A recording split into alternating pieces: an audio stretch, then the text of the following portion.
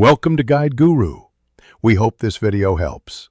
You start by verifying the file path and name so encryption targets the right item. Generate or import a strong key now, AES 256 for symmetric or a GPG key pair for asymmetric operations, because key strength determines security.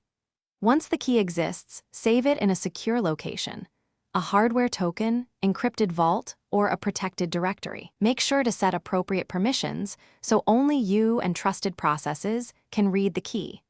Now you're ready to run the first encryption command. You execute the encryption command suited to your choice. For symmetric, use OpenSSL with a strong cipher and a salt so outputs differ each run.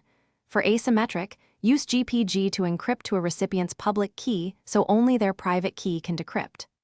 Once the command finishes, inspect the encrypted file to confirm it was created and its permissions are restricted. If you used a passphrase, record recovery steps securely. Otherwise, export and backup public keys for recipients.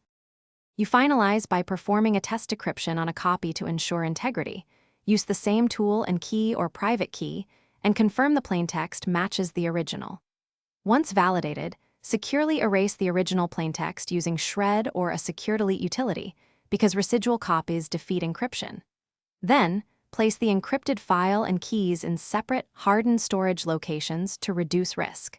If something goes wrong, check permissions. Verify you use the correct key and algorithm, and rerun the test decryption. Thanks for watching.